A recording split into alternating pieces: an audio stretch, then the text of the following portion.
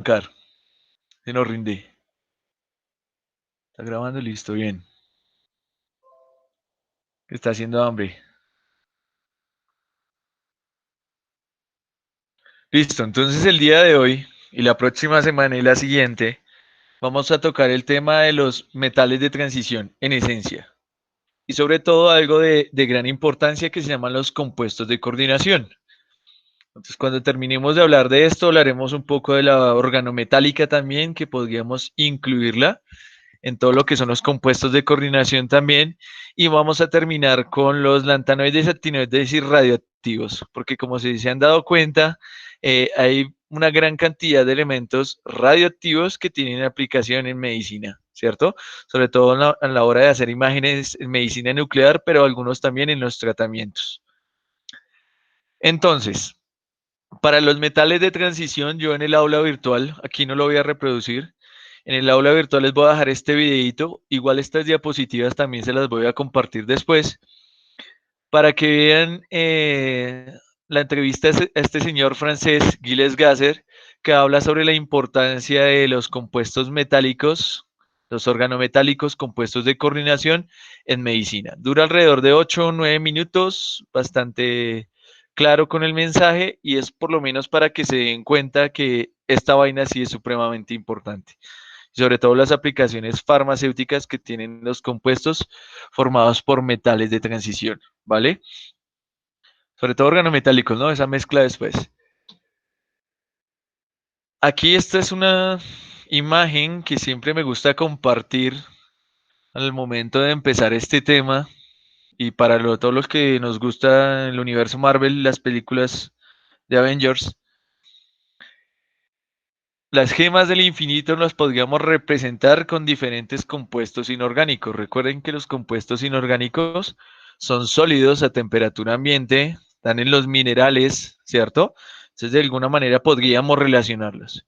Entonces, aquí es bonito, por ejemplo, ver un compuesto inorgánico dicromato de potasio que tiene un color característico. ¿No ven nada? ¿O solo el Nicole? Yo veo bien. ¿O he hablado en vano? Entonces, ese eres tú, Nicole. Toca que te desconectes y vuelvas a entrar. O refresques, sí. Se fue. Listo, perfecto. Entonces, dicromato de potasio que tiene un color característico. Por acá tenemos el sulfato de níquel 2 que es verdecito. El sulfato de cobre 2 sulfato cúprico, que la mayoría de ustedes cristalizó, que es azulito, ¿cierto? Pero por acá tengo un par de ejemplos de dos compuestos que son compuestos de coordinación. Tenemos por acá el hexacianoferrato 3 de potasio y aquí tenemos el hexacianoferrato 2 de potasio. Y fíjense que aunque tenemos una composición química similar, un simple cambio en el número de oxidación que tiene nuestro elemento central ahí cambia drásticamente un poco las propiedades. Vean que aquí el color, que es el que digamos el más fácil de ver esa propiedad, pues cambia entre los dos compuestos. Y estos dos de aquí son conocidos como compuestos de coordinación, ¿vale? Ya hablaremos un poco más ahorita de eso. En cuanto a los metales de transición, digamos que en esta infografía que he usado yo en las otras presentaciones, en la mayoría, que todas las he sacado de la misma página, me parece muy interesante, muy bonito para eso. Las imágenes que se encuentran ahí, ahí están en esencia los metales de transición. Digamos que de algún modo nosotros podríamos excluir de esta imagen que está aquí a los elementos de este grupo. Y tal vez también podríamos excluir a los elementos que hacen parte de este grupo. ¿Por qué los vamos a sacar? Porque según la definición UPAC de lo que es un metal de transición, es aquel elemento en donde por lo menos uno de sus iones, por lo menos uno, tiene una configuración electrónica en donde el orbital D está incompleto. Entonces, si ustedes hacen la configuración electrónica de cualquier ion de estos de aquí, van a darse cuenta que el D está incompleto. ¿Listo? Por eso es que los consideramos metales de transición. En el caso del zinc, cadmio y mercurio, pues digamos que el número de oxidación más común es el más 2. En el mercurio también tenemos el más 1, pero el zinc es más 2, el cadmio es más 2. El orbital D queda completamente lleno. O sea, esto no aplica para un metal de transición. Tiene que estar el D incompleto. Algo similar pasa con el escandio de litio. El número de oxidación más común es el más 3, inclusive creo que es el único que tienen, más 3. Cuando son más 3, el orbital D está completamente vacío, o sea, es un D0, o sea que tampoco se ajusta a esta definición. Entonces, en algunos casos, inclusive la IUPAC, que todavía está ahí como en controversia con esto, no se sabe clasificar bien los elementos del grupo 3 porque a veces el comportamiento químico es muy parecido al de los lantanoides. Entonces, de pronto de estos elementos vamos a hablar un poco más, pero cuando hablemos de los lantanoides, los que están abajo. En esencia, ¿cuáles serían metales de transición? Todos los que están por aquí. ¿Listo? A excepción del grupo 3 y a excepción del grupo 12. Pero digamos que en esta parte de los compuestos de coordinación, nosotros los vamos a incluir porque el comportamiento químico igual de los compuestos de coordinación es parecido al de los metales de transición. ¿Vale? Algunas características generales que les voy a describir en estos minutos, pero voy a pasar tal vez un poco rápido porque son cosas que ya hemos discutido en clases anteriores, inclusive en las clases que tuvimos presenciales, y es el tungsteno, un FAT aquí, es el elemento metálico que tiene el mayor punto de fusión. Es un dato simplemente. Que los metales de transición pueden tener varios estados de oxidación. Y fíjense que en el manganeso puede tener hasta 10 estados posibles, incluyendo valores negativos. Entonces yo en algún momento de la vida les comenté que uno generalmente asume cosas que siempre se van a cumplir, pero no están así. Por ejemplo, cuando les decía lo de los metales alcalinos, lo del sodio, uno dice siempre el sodio es más uno, siempre en los compuestos es más uno, pero yo les puse un ejemplo inclusive donde el sodio ya no es más uno, sino menos uno. ¿Y por qué? Porque la afinidad electrónica lo permitía. Entonces, en algunos casos no es bueno asumir siempre que va a ocurrir una cosa. En algunas cosas, en algunas condiciones puede cambiar eso que nosotros pensamos.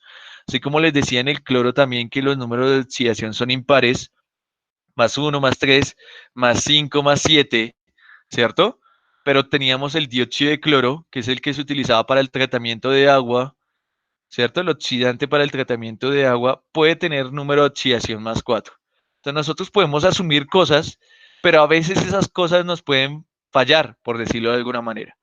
Pero sí lo que vamos a asumir de aquí en adelante es que aunque hay una posibilidad de que existen números de oxidación negativos, vamos a asumir que esta posibilidad es muy remota, es muy baja la probabilidad de que tengamos metales con números de oxidación negativos. Entonces vamos a asumir de aquí en adelante, pero no vamos a descartar esta posibilidad de que se puede, pero vamos a asumir que siempre vamos a tener números de oxidación positivos, porque eso es lo común. Esto de acá no es muy común. O sea, inclusive ejemplos de compuestos en donde los metales sean negativos, casi que ni hay, pero existe la posibilidad. ¿Listo? Entonces vamos a asumir que todos son positivos, como siempre lo hemos hecho, ¿vale? Que en esta tabla de acá, de estos metales de transición, tenemos tres elementos que son ferromagnéticos. Entonces, en algún momento de la vida también hablamos de lo que era el diamagnetismo, que había cierta repulsión hacia el campo magnético externo, porque los espines estaban apareados, que teníamos elementos o compuestos que eran paramagnéticos, que se orientaban con el campo porque tenían electrones, o sí, electrones libres, y en el caso de los ferromagnéticos, son sustancias cuyos espines están orientados siempre en el mismo sentido. Entonces, ¿quiénes son ferromagnéticos que pueden actuar como imanes? El hierro, el cobalto y el níquel. Y algunos compuestos, algunas aleaciones en donde están presentes estos elementos. Pero son los únicos ferromagnéticos de la tabla periódica, que ellos pueden inducir o se pueden comportar como imanes. ¿Listo? Algo también bonito e interesante, que es lo que vamos a hablar todas estas semanas que nos faltan, es que los metales de transición pueden formar esos compuestos o complejos de coordinación, ¿cierto? Y que generalmente los compuestos formados por metales de transición son coloreados. Eso digamos que los diferencia de los elementos, de los compuestos de los metales alcalinos, siempre que tenga eh, electrones de por ahí en una configuración específica, yo puedo, digamos, predecir el color que pueden tener estos compuestos. Eso lo vamos a hacer a partir de la teoría del campo cristalino, que dependerá pues obviamente de la configuración electrónica. Entonces podemos saber por qué el cobalto es rosadito, por qué el hierro más 3 es amarillo, por qué el manganeso más 2 es rosadito. Todo lo podemos explicar a partir de esa teoría de campo cristalino. Entonces también es una característica. Los compuestos son coloreados, así como se los mostraba aquí con Thanos. Fíjense que los minerales generalmente tienen color. Los metales dan ese color. ¿Listo? Como propiedades generales que tienen los metales. Entonces, propiedades físicas, que todos son sólidos a temperatura ambiente, ¿cierto? Que tienen puntos de fusión altos, pero la única excepción que tenemos es el mercurio, que es el único metal líquido a condiciones normales. Recuerden que en la tabla periódica la mayoría de elementos son sólidos, los gases son poquitos, los gases nobles, los halógenos, flúor, cloro, el nitrógeno, el oxígeno, el hidrógeno, pero todos los demás son sólidos. Líquidos inclusive son menos, el mercurio y el bromo. Tal vez el francio, si lo tuviéramos en mayor cantidad, pero nada más, todos son sólidos. Los metales también son dúctiles y maleables. Recuerden que de esta propiedad nosotros ya hablamos. Maleables, hojas, dúctiles, hilos, que poseen un brillo plateado o son de color gris, generalmente todos los metales, a excepción de quién, del cobre y el oro. El cobre que es como rojizo y el oro doradito, ¿cierto? Amarillito. Que los metales, ya hablábamos también de esta característica, son buenos conductores del calor y la electricidad, ¿cierto? Y que además pueden formar aleaciones fácilmente. Recuerden aleaciones por sustitución, aleaciones intersticiales, ¿cierto? Entonces podemos tener el bronce, cobre de estaño, podemos tener el acero, diferentes tipos de acero, de hierro principalmente, aliado con otros elementos, ¿cierto? Entonces, digamos que de esas características nosotros ya hablamos. En cuanto a las propiedades químicas, bueno, estas ya les acabo de comentar, pueden tener varios estados de oxidación. Recuerden que vamos a asumir que esos números de oxidación, los más probables termodinámicamente, son positivos, los negativos son escasos, entonces no vamos a hablar de negativos. Pueden presentar varias estructuras cristalinas.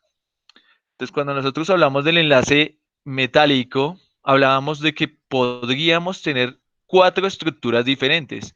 Hablábamos de una cúbica simple, ¿cierto? De una cúbica centrada en el cuerpo, de una cúbica centrada en las caras y de la hexagonal compacta. Digamos que eran las estructuras comunes que tenían los metales, ¿sí? Y que esas estructuras podían cambiar para un elemento particular. Inclusive también les puse el ejemplo del hierro, que cuando hay cambios de temperatura, el hierro puede cambiar su estructura de una cúbica centrada en el cuerpo a una cúbica centrada en las caras. Y obviamente, si cambia la estructura, cambian las propiedades que tiene el compuesto. O sea que estas vendrían siendo como alótropos que tienen mi material a diferentes condiciones. Así como lo es el grafito y el diamante, que son alótropos del carbono, yo también puedo tener alótropos que dependen exclusivamente de la estructura cristalina que tiene el metal. Otra característica química que tienen los metales de transición es que son menos electropositivos que los metales del bloque S. ¿Qué significa menos electropositivos? O sea, más electronegativos, ¿cierto? Los metales alcalinos y los alcalinoterros son los menos electronegativos de la tabla periódica, por eso de alguna manera la tendencia a formar compuestos iónicos es mucho mayor. En cambio aquí con los metales de transición, pues ya empiezan a predominar también los enlaces covalentes. Precisamente estos enlaces covalentes son el fundamento de qué? De que estos puedan formar compuestos de coordinación y compuestos organometálicos. ¿Listo? Esos enlaces covalentes es lo que permite esta interacción que nosotros tenemos aquí. Y digamos que cuál es la principal diferencia entre compuestos de coordinación y organometálicos. La principal diferencia radica en que en un compuesto organometálico yo tengo que tener unido un metal directamente a un carbono, ¿sí? Si yo tengo enlace covalente metal-carbono, estoy hablando de un compuesto organometálico. En los compuestos de coordinación, pues el metal puede estar unido a átomos diferentes, no importa. O sea, realmente los compuestos organometálicos vendrían siendo una subclasificación de los compuestos de coordinación. ¿La condición cuál es? Carbono unido a metal. ¿Listo? Después hablaremos un poco más de la química organometálica y de sus aplicaciones. Por ahora vamos a hablar en general de los compuestos de coordinación. ¿Alguna pregunta hasta ahí? Recuerden, son como facts que solamente recordaréis de lo que ya hemos visto, de cosas que ustedes ya saben de la cultura popular. ¿Listo? Después hablaremos un poco más de esto. ¿Pero alguna pregunta hasta ahí?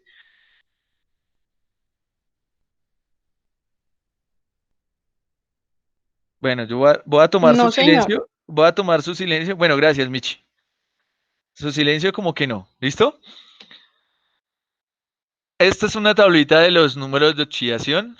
Recuerden que pueden tener múltiples estados de oxidación, pero en la tabla periódica normal que nosotros tenemos, pues hay unos números de oxidación que son como más probables y estables para los elementos. No significa que no pueda tener otros estados de oxidación. Entonces, por ejemplo, en la tabla periódica vemos que el hierro es más 2 y más 3, pero cuando nosotros hablamos de las reacciones redox y el diagrama de Latimer, vimos que también puede ser más 6, ¿cierto? Bajo unas condiciones muy especiales, pero también puede ser más 6. Solamente que la tabla periódica pues toma los números de oxidación más comunes. Por eso es que es mejor nombrar los compuestos usando la nomenclatura stock que la nomenclatura tradicional, que la nomenclatura tradicional depende de la cantidad de números de oxidación, la stock no. Entonces digamos que por eso cuando tenemos metales, yo les decía en química general a los que vieron conmigo, pues se prefiere utilizar la nomenclatura stock para nombrarlos.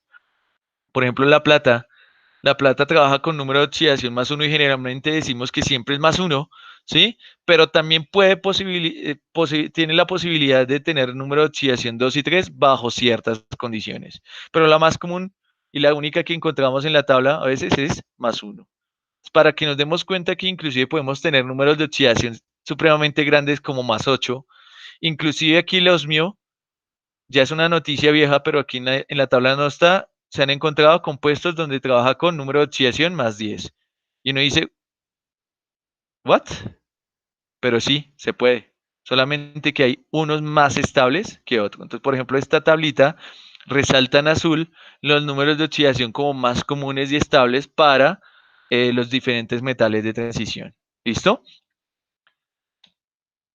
Otras características de las que ya hemos hablado antes, que los metales de transición pueden reaccionar con ácidos minerales. ¿Cuáles son los ácidos minerales? Los ácidos inorgánicos, clorhídrico, bromhídrico, sulfúrico, nítrico, ¿sí? Fosfórico, porque los que no son minerales ya son los orgánicos, o sea, los ácidos carboxílicos. Entonces reaccionan con los ácidos minerales formando hidrógeno, ¿sí? Y recuerden que de esto ya hablamos con el potencial de reducción, que la única manera de desplazar el hidrógeno en las reacciones químicas es que el hierro tenga un mayor poder reductor, o sea, que su potencial de reducción sea mayor, ¿cierto? Entonces tenemos el hierro, el manganeso, el zinc, ¿sí? Todos producen hidrógeno cuando se mezclan con un ácido, pero también con ese ácido, y aquí hace parte de la actividad de laboratorio virtual que les dejé para la última semana, para dentro de 15 días, un poco más, es los complejos que forma el cobalto. Entonces, cuando el cobalto se combina con el ácido clorhídrico, dependiendo la concentración que yo tenga de iones cloruros en esa solución, yo puedo formar varios complejos. Yo puedo formar el complejo, ya les diré que es un complejo, con agua o puedo formar un complejo con cloro. Por eso dice que pueden reaccionar con HCl formando acuocomplejos, que sería esto, o formando clorocomplejos. Y vean que dependiendo el ligante que nosotros tengamos presente, pues el color va a ser diferente. ¿No? Que hay compuestos en que se ha encontrado que trabaja con más 10. ¿Por qué tendría? Pues depende de las condiciones. Si tú tienes un agente oxidante supremamente fuerte, así como les decía la vez pasada que el oxígeno y el flúor tienden a estabilizar números de oxidaciones altos, Entonces también puede haber la posibilidad que tengamos una especie que arranque mucho la densidad de carga, que tengamos el osmio con número de oxidación más 10. Podemos tener esa posibilidad.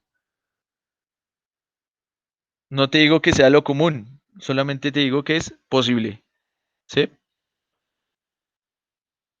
Uy, no, ahí sí me mataste. Yo no me acuerdo. Que eso lo leí hace años.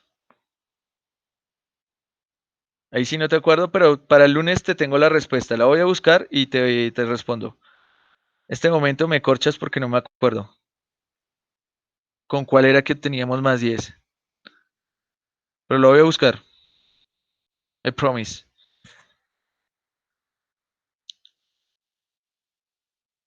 Otras características de los metales de transición que con ácidos oxidantes, por ejemplo el ácido nítrico, se pueden pasivar.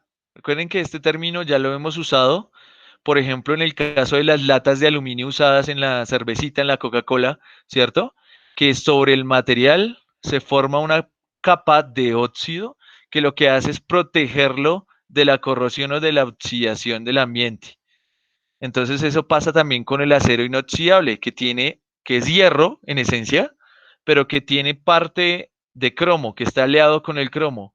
Y entonces, ¿qué pasa con el cromo? Que forma un óxido que protege al resto del material de la corrosión. ¿Sí? Eso es pasivarse.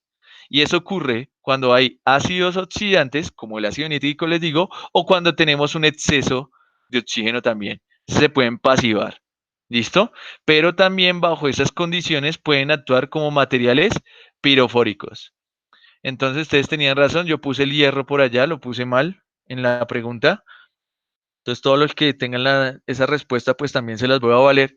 Y es que, ¿qué eran los pirofóricos? Que cuando están finamente divididos pueden hacer combustión espontánea a temperatura ambiente con el oxígeno del aire. Entonces se pueden prender solitos. ¿Sí? Entonces es un ejemplo de un material que es pirofórico. Se está incendiando solito. ¿Vale? Los metales de transición, así como todos los metales, pueden reaccionar con los halógenos, que son elementos bastante reactivos. Recuerden que los más reactivos de la tabla periódica son los que están en los extremos. Metales alcalinos, alcalinoterrios y los halógenos al otro lado. ¿Sí? Entonces los metales de transición pueden reaccionar con esos halógenos para formar los haluros correspondientes, pero también esos metales de transición se podrían combinar con otros no metales para formar compuestos que tienen un gran comportamiento metálico. Es decir, por ejemplo, cuando el tungsteno se combina con el carbono, me forma un tipo de compuesto que se llama carburo, que tiene esta apariencia de aquí. Fíjense que parece como si fuera un metal, pero realmente es un carburo metálico, o sea que el carbono entra dentro de la estructura metálica del tungsteno y por eso se ve de esta manera. Y esto tiene gran aplicación metalúrgica. El carburo de tungsteno es supremamente importante en metalurgia, tanto que inclusive el gobierno de Estados Unidos los puso como en la lista de prioridades de su país. ¿Qué significa que esté como prioridad? Que, por ejemplo, el petróleo es una prioridad. Todos necesitamos petróleo, ¿cierto? El petróleo es una prioridad. Entonces, Estados Unidos, al tenerlo como prioridad, tiene reservas hasta de 6 meses en caso de que ocurra algo terrible, ¿sí? Entonces tendrían petróleo para 6 meses más, porque siempre lo tienen almacenado. Eso mismo pasa con el carburo de tungsteno. Lo consideran tan una prioridad tan importante que tienen reservas en caso de que algo ocurra, ¿sí? Entonces lo tienen guardado. Entonces, una de las pocas sustancias que tienen como prioridad en el gobierno de Estados Unidos. ¿Por qué? Porque sus grandes aplicaciones metalúrgicas. Carburo de tungsteno que se comporta como si fuera un metal. Tiene grandes propiedades metálicas, inclusive su apariencia también la da. También algo importante y curioso, sobre todo para las aplicaciones que radican después, es que los compuestos o los metales de transición tienen una tendencia a formar compuestos no estequiométricos. ¿Qué significa eso? Que, por ejemplo, si yo tengo hierro, yo lo podría combinar con el oxígeno para formarme el óxido de hierro. El óxido de hierro 2, el FeO, en donde hay un átomo de hierro por cada átomo de oxígeno. Pero, de acuerdo a las condiciones de síntesis en donde esté el material, puede que esta relación no se conserve. ¿Por qué no se conserva? Nosotros podemos tener fórmulas químicas como estas. Fíjense que aquí es raro ver que nosotros tengamos no un valor entero, ¿cierto? 1, 2, 3, sino que tengamos un valor con decimales. Eso no significa que tengamos menos de un átomo, ¿no? Que cogimos un átomo y le quitamos un pedazo. No, eso no significa eso. Lo que significa es que en la estructura cristalina, ¿sí? Porque generalmente acá también vamos a tener una estructura, combinación de átomos de hierro y oxígeno, se generan vacancias. O sea que donde debería ir un hierro, no hay un hierro, sino que queda un hueco ahí. Entonces como que la estructura cristalina tiene un defecto, ¿cierto? Y esos defectos son los que digamos les dan las propiedades útiles, por ejemplo, como para materiales conductores, materiales piezoeléctricos, materiales en metalurgia, etcétera, etcétera, etcétera. Digamos que esas vacancias es lo que genera eso. Y al generar vacancias, al tener menos hierro del esperado, es por eso que decimos que no son estequiométricos, ¿sí? Entonces los compuestos de transición, los metales de transición, varios de sus compuestos son no estequiométricos, porque hay vacancias en la estructura cristalina. Y el último fact que les quería decir aquí es que hay algunos metales que se conocen como metales nobles de la tabla periódica. ¿Qué significa? Que son poco reactivos, que tienen alta resistencia a la corrosión o la oxidación, ¿sí? Y por eso es que se utilizan en joyería, por ejemplo el oro, o estos que se llaman metales preciosos y que valen un montón. Rutenio, rodio, paladio, osmio, iridio, platino, ¿sí? Bastante inertes que se pueden utilizar, por ejemplo, como catalizadores en reacciones de oxidación-reducción, pero que, digamos, en procesos o en ambientes oxidativos no les pasa mucho, nada, ¿sí? Por eso, repito, el oro se utiliza en joyería precisamente con ese fin. Inclusive hay joyería hecha de rodio y hecha de paladio, o hecha de, yo que he visto, creo que de rodio, ¿sí? Porque son bastante inertes y no se les pierde el brillo ni nada, ¿sí? Entonces digamos que esa es la utilidad. Se clasifican como metales nobles. Este de aquí es una tablita en donde se muestran, digamos, que los últimos orbitales llenos para cada uno de estos elementos. Entonces hay que recordar que cuando nosotros hablamos de la configuración electrónica, nosotros hablábamos de los elementos que están en distintos bloques. Entonces hablábamos del bloque S, hablábamos del bloque D, hablábamos del bloque P, ¿cierto? Y los que estaban por allá abajo del bloque F, ¿cierto? Y que lo que tenían en común elementos que están presentes en un mismo grupo es que su configuración electrónica era similar. O sea, todos los metales alcalinos terminaban en S1, los alcalinoterros en S2, los gases nobles S2P6, ¿cierto? Tenían 8 electrones. Entonces, con los metales de transición también se ve esa tendencia. Solamente que hay algunas pequeñas excepciones a esa configuración electrónica en estos elementos. Digamos, ¿cuál es la excepción más común a la configuración electrónica? Es, por ejemplo, cuando yo tengo configuraciones electrónicas de 4S2 prefieren ser de 5S1. ¿Y por qué prefieren ser de 5S1? Porque cuando yo tengo una configuración medio llena del orbital D, recuerden que en el D caben hasta 10 electrones, cuando tengo este tipo de configuración, el átomo es más estable. Entonces, por ejemplo, vean en el caso del cromo, el cromo, si uno sigue el orden, ¿sí? De la tabla periódica, recuerden que aquí está el bloque S, S2, este sería D1, D2, D3, D4, D5, D6, este debería ser D4S2, pero no es D4S2, es D5S1, ¿por qué? Porque es más estable tener configuración medio llena del D, que de esta manera. Entonces un electrón de acá pasa al orbital D y queda con esta configuración. Lo mismo pasa con los que están en el grupo 11 de la tabla periódica, que si yo tengo una configuración de 9S2, pues es más estable cuando está medio lleno o cuando está lleno. O sea que se prefiere que quede de 10S1, ¿sí? Entonces, ¿qué pasa? Que un electrón de acá pasa al orbital de 9 para completar de 10. Entonces, fíjense que el cobre, la plata, el oro tienen esa configuración porque es más estable cuando tiene el orbital D completamente lleno. Fíjense que eso mismo ocurre con el paladio. Entonces digamos que la excepción más común a esa configuración electrónica para estos elementos. Y recuerden que la configuración electrónica, dependiendo la configuración, la distribución, ese core de electrones que tengamos, pues pueden variar las propiedades. ¿Sí? Entonces, por eso también es a veces conveniente tener en cuenta que en el caso de los metales de transición, hay algunas excepciones a ese principio de Ausbau que nosotros utilizábamos para llenar la configuración electrónica. ¿Listo? Entonces, eso para que lo tengan en cuenta nada más. ¿Cómo sabemos cuáles son las excepciones? Pues la única manera, pues nos tocaría ver la tabla periódica. Menos mal la tabla periódica nos dice cuáles son excepciones, ¿sí? Porque en algunos casos no hay una explicación muy clara. La única manera de saber qué configuración tiene es de acuerdo al comportamiento experimental relacionado con los cálculos que uno hace. Entonces uno se da cuenta, vea, este no tiene que ser así, sino que tiene que ser así. ¿Listo? Pero por lo menos tenemos esa herramienta para decirnos, vean, esta es excepción, este no lo es.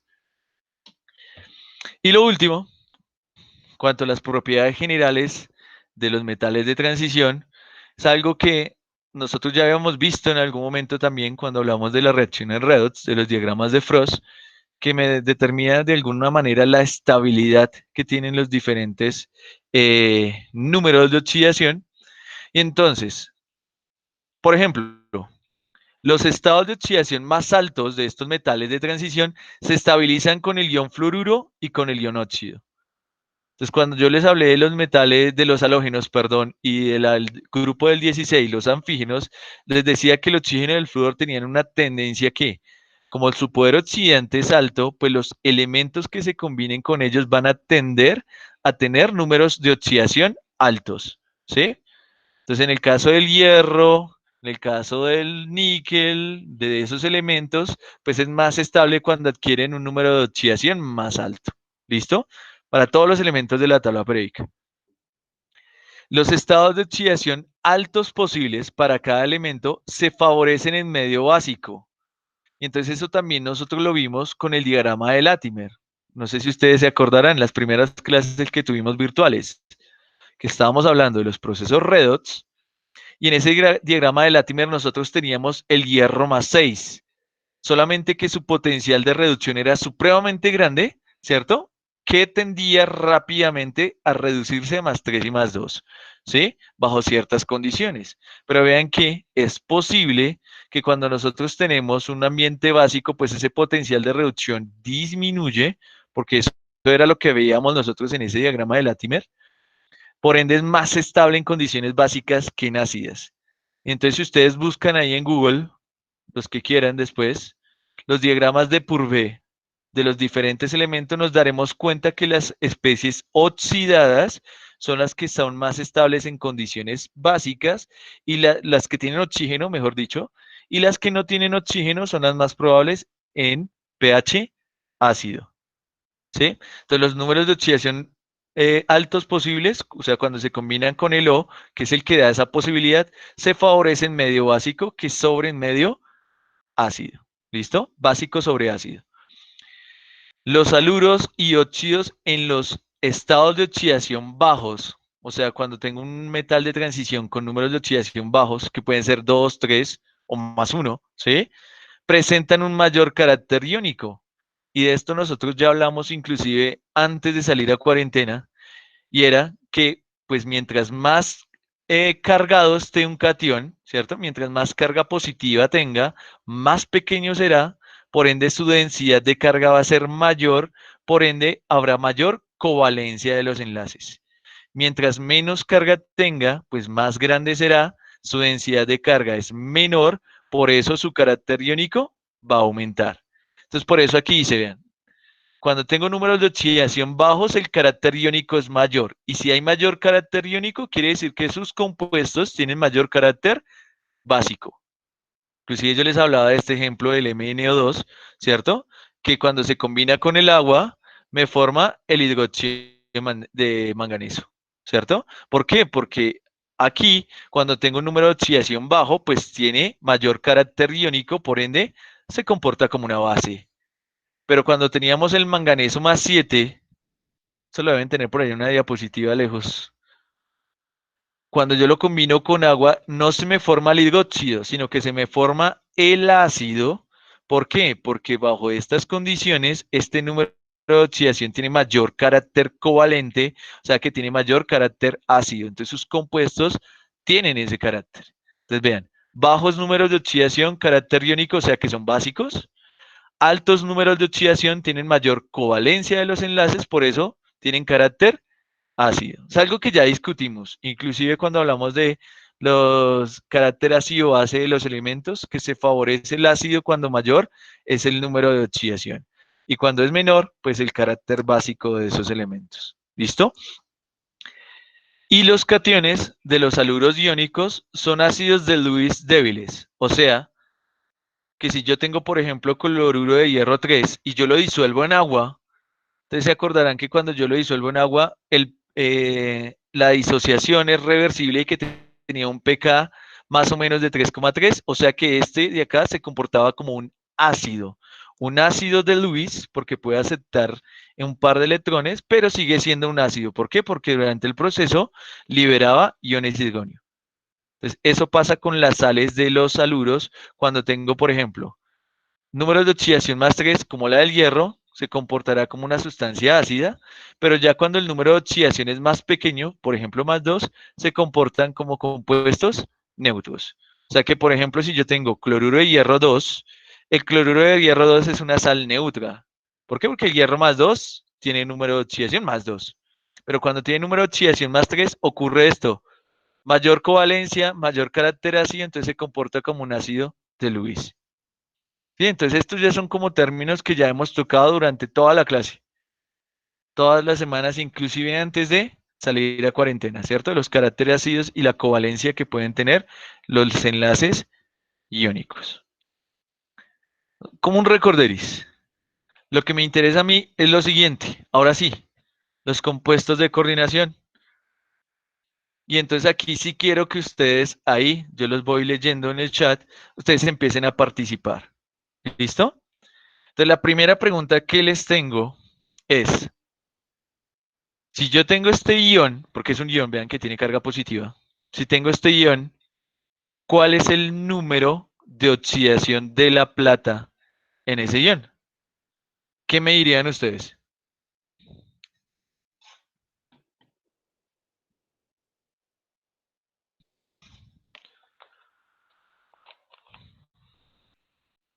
Estefanía me dice más 2. Nicole dice más 2 también. Valeria dice más 3. Sebastián dice más 2. Darcy más 2. Ok. ¿Alguien más tiene alguna otra opinión por ahí?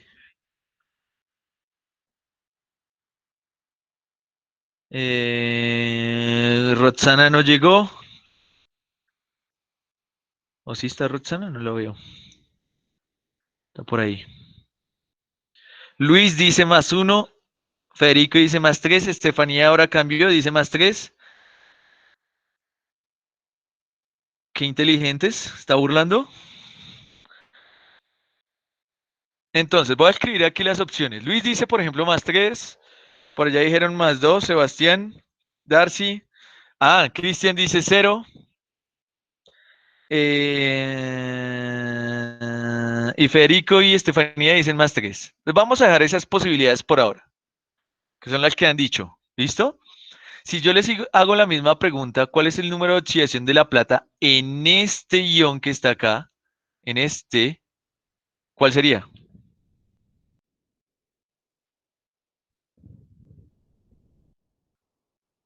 Ah, bueno, ya Cristian se arrepintió, no 0, sino más 1. Estoy bien.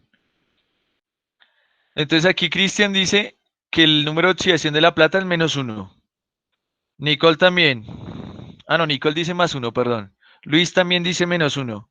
Sebastián dice más 1. 1, 1, 1. ¿Listo? Bien. Tenemos esas dos posibilidades. ¿Listo? Y ahora, ¿cuál es el número de oxidación de la plata en este último compuesto?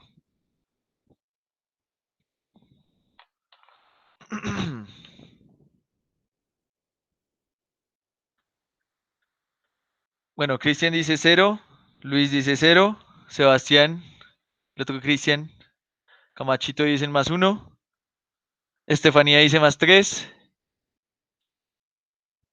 Valeria dice más 3, no, sí, no, sí, bueno. Entonces, yo les voy a decir, por ejemplo, aquí en el primer compuesto, la plata tiene número de oxidación más 1. Los que dijeron más 1, bien. Aquí la plata también tiene número de oxidación más 1. Entonces los que dijeron más 1, bien. Y aquí en el último, el número de oxidación de la plata no es más 1, sino aquí es 0. ¿Listo? 0. Ya les digo por qué es 0, ¿vale? Entonces, hubo hace un tiempo un señor, Alfred Werner, que fue el que empezó a estudiar y el que empezó a plantear todo lo que conocemos hoy en día de los compuestos de coordinación. Y entonces, este señor hablaba de dos cositas, que los elementos tenían algo que se llamaba la valencia primaria y algo que se llama la valencia secundaria. ¿Qué es la valencia primaria? Es una valencia, recuerden que valencia es la capacidad que tiene un elemento para formar enlaces. Era una valencia primaria que dependía de el número o del estado de oxidación que tenía el elemento particular. Pero que también los elementos tenían que tener una valencia secundaria dependiendo de la unión que tenía ese elemento con otras cosas, no necesariamente dependientes del número de oxidación. Y eso lo hizo a partir de lo siguiente, para que quede un poquito más claro lo que es la valencia secundaria. Ya hace más de 100 años se conocían estos compuestos de cobalto, de cloro y del amoníaco. O sea, estos ya se los conocían, ya los habían sintetizado y demás. Y sabían que un compuesto de estos tenía color naranja, que un compuesto de estos era púrpura, que otro era verde y que otro era violeta. ¿Sí? Sintetizando el mismo compuesto se encontraron con esto, con 4 posibilidades. Y decían, joder, ¿cómo si yo combino cobalto, combino cloro y combino amoníaco, me van a dar 4 cosas distintas? Entonces este señor prendió el bombillito, man muy pilo, ¿cierto? Obviamente con los estudiantes que tenía también de investigación, no, obviamente uno no trabaja solo, tiene que ser un genio, como Newton o Einstein. Newton, como vieron, si han visto el meme de que desarrolló el cálculo en cuarentena durante la peste, pues sí, es verdad. O sea, tiene que ser uno muy capo y estar como muy alejado de la vida como para inventarse el cálculo en una cuarentena, pero bueno. En esa época también se podían hacer medidas de conductividad. Uno dice 1800, allá en 1800 no sabían nada, pero sí, habían muchas cosas que ya se hacían en esa época. Recuerden que durante este periodo se encontraron el electrón, o sea que sí habían bastantes cositas que se hacían eh, de experimentación. Entonces este señor dijeron, bueno, se obtuvieron 4 compuestos diferentes con 4 colores. Y cuando él le midió la conductividad, cuando disolvía estos compuestos en agua, vio que la conductividad de este compuesto era mayor que la de este y este mayor que la de estos. Y entonces ahí, en esa época, ya podían relacionar la conductividad que tenía un compuesto con la cantidad de iones o de cargas más bien que estaban presentes en esa molécula. Entonces, cuando él midió la conductividad, cuando el grupo midió la conductividad, se dieron cuenta que esa conductividad estaría asociada a como si el compuesto tuviera 4 cargas. Cuando midieron la de este, como si tuviera 3 cargas, y la de estos, como si tuviera 2 cargas. O sea, ¿por qué conduce este más? Ah, porque de pronto tiene 4 cargas esa molécula, por eso conduce más. Y entonces él planteó la idea de que estas fórmulas químicas que se conocían en ese momento de esta manera, ¿sí? Pues él la replanteó, ¿cierto? La replanteó escribiéndolas de esta manera, diciendo, ah, bueno, si este primer compuesto, yo sé que tiene una mayor conductividad, yo estoy asociando esa conductividad a que debe tener 4 cargas diferentes, ¿sí? Por fórmula, es porque la estructura de ese compuesto realmente debe ser la siguiente. Debe estar el cobalto unido directamente a los amoníacos, ¿sí? Tiene que estar unido. Y que este cobalto unido a estos amoníacos me tiene que formar un solo ion. Y que estos iones cloruro que están por aquí tienen que estar aparte. Entonces voy a tener 3 iones cloruro aparte. Y entonces esto de alguna manera justificaría que tuviera un ion, 2 iones, 3 iones, 4 iones. Y que estaría asociado a qué? A lo que se veía experimentalmente. Recuerden que aquí todas las explicaciones que se han generado al transcurso de la historia es, veo el experimento y a partir de lo que yo conozco, trato de justificar lo que veo experimentalmente, ¿cierto? Así funciona mucho la química. Entonces así dijo el hombre, vean, esta es la única posibilidad que yo tengo a que pueda tener 4 iones en solución. Pero entonces dijeron, ah, bueno, y entonces si tiene 3, ¿cómo debería ser la estructura de ese compuesto? Ah, bueno, pues fácil, el cobalto tiene que estar unido directamente a los amoníacos, ¿cierto? Pero además uno de estos cloros también tiene que estar unido directamente al cobalto, ¿sí? Y los otros dos, pues ellos no, ellos tienen que estar libres. Y entonces así uno justifica que tiene 3 iones en solución. Y lo mismo con estos. Ah, bueno, pues el cobalto tiene que estar unido directamente a los amoníacos, ¿sí?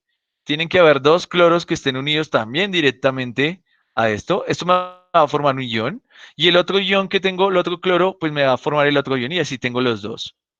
Y entonces dijo, ah, bueno, estos cloros que están aquí afuera son los que corresponden a la justificación de la valencia primaria, porque la valencia primaria depende del estado de oxidación, o sea, depende de las cargas. Esos iones que están fuera, ¿sí? Son los que me representan la valencia primaria del elemento. Y los que están unidos directamente a este cobalto que están aquí, hacen parte de lo que se llama la valencia secundaria. ¿Listo? Entonces, todos los elementos, según él, debían tener una valencia secundaria y debían tener una valencia primaria. ¿Listo?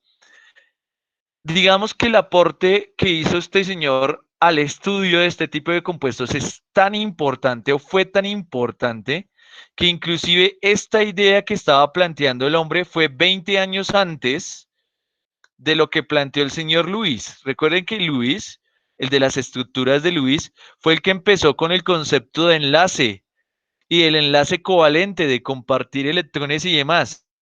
Este señor se le adelantó 20 años a esto. Pues no explicó cómo se formaba el enlace, pero sí dijo que tenía que haber una unión entre esos elementos. Y por eso el hombre se ganó un Nobel. Fue revolucionario en su momento. Ya cuando empezaron a entrar Luis con lo del enlace, que lo de los punticos, los electrones, los octetos y demás, es que se complementó esto. Y es lo que tenemos ahora. Lo que sabemos ahora es que esa valencia secundaria está relacionada con algo que llama el número de coordinación. ¿Y por qué se les llama de coordinación? Porque estos elementos que están aquí unidos directamente al cobalto, lo hacen a través de enlaces covalentes, que son enlaces covalentes coordinados o son enlaces covalentes dativos. ¿Qué significa? Que uno solo de los átomos que forman aquí la interacción o el enlace es el que comparte los 2 electrones necesarios para formarlo. ¿Listo? El man se ideó esto, pero después con lo que supimos, los aportes que hubieron después sobre el enlace fue que entendimos que esto sucede de esta manera, que hay una valencia primaria que depende del número de oxidación y que hay una valencia secundaria debido a la posibilidad que tienen los elementos de formar enlaces covalentes coordinados o dativos. ¿Listo? Y que eso está relacionado con el número de coordinación. ¿Y qué es el número de coordinación? Pues el número de cosas que se van a unir a ese elemento. Entonces yo puedo tener 2, 3, 4, 5, 6, 7, 8, varias, ¿sí? Fíjense que aquí en el caso de la plata, el número de coordinación de la plata, ¿cuánto es? Es 2. ¿Por qué? Porque hay 2 moléculas de amoníaco que se están uniendo directamente a la plata. Aquí también es 2, porque son 2 iones cianuro. Pero aquí son 3 porque son 3CO. Y si nosotros tenemos en cuenta por qué el número de oxidación de la plata tiene que ser más 1 en estos compuestos, pues nosotros lo podemos ver fácilmente aquí. Por ejemplo, el amoníaco, ¿tiene carga? ¿Sí o no? ¿Qué carga tiene la molécula de amoníaco? Los leo, porfa. Pregunto para que no se me duerman. ¿El amoníaco qué carga tiene? Nicole dice -1, Daniela dice 0. El amoníaco es una molécula neutra, ¿cierto? Es una molécula neutra. ¿Qué significa? Que no tiene carga, ¿sí? O sea, que el amoníaco aquí no tiene carga, es 0. Si el amoníaco es 0 y está 2 veces, y si todo esto tiene carga más 1, pues ¿cuál debería ser el número de oxidación de la plata? Pues más 1, ¿cierto? Para que de esta manera más 1 más 0, pues me dé más 1, que la carga que tiene el ion. Fíjense que al tener en cuenta esta valencia secundaria, la posibilidad de formar enlaces covalentes, la estructura que tenemos actual para este tipo de compuestos es que nosotros lo debemos encerrar entre corchetes cuadrados. Entonces, cuando nosotros vemos estos corchetes cuadrados, significa que lo que está dentro es una estructura compleja, porque está dependiendo de qué, del número de coordinación que tiene el compuesto, ¿sí? Y entonces esto de aquí se conoce como un ion complejo, ¿sí? ¿Por qué es un ion complejo? Porque es algo que tiene carga. O sea que esto es un ion complejo y este también.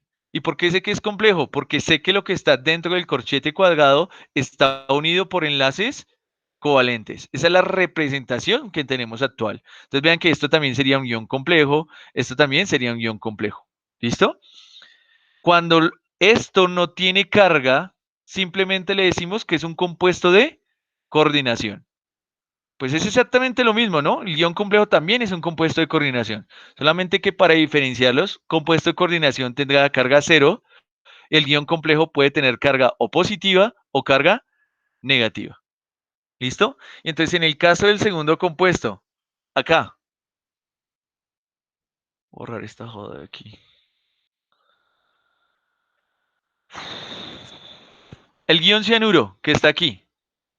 El ion cianuro, ya debemos saber todo, ¿cierto? Tiene carga -1, ¿sí? Si el ion cianuro tiene carga -1 y está 2 veces, significa que la suma de cargas negativas aquí sería -1 por 2, -2. Para que la carga del ion me dé -1, significa que la plata tendría que ser +1, ¿cierto? Entonces, +1 -2 me da -1. Entonces, fíjense que el número de oxidación de la plata es el mismo, ¿sí? Solamente que puede formar iones positivos o iones negativos, dependiendo de qué, se una él por enlaces covalentes coordinados. Y aquí, el CO, ¿qué será CO? ¿Qué será esa vaina? ¿Quién me dice?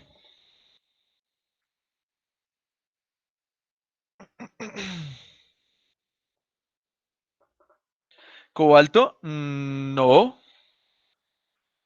no porque es CO mayúsculo. Monóxido de carbono. Uy, no, no te entendí nada. Yo te entendí carbono, entonces creo que sí lo dijiste bien. Monóxido de carbono, Monóxido ¿sí? de carbono. Ahora sí, muy bien, es monóxido de carbono, porque es carbono y oxígeno. No puede ser carbonato, Cristian, porque el carbonato es CO3. O sea que el carbono está unido a 3 oxígenos, pero aquí el 3 está por fuera, ¿sí? Entonces realmente lo que tenemos aquí es monóxido de carbono. ¿Y el monóxido de carbono tiene carga?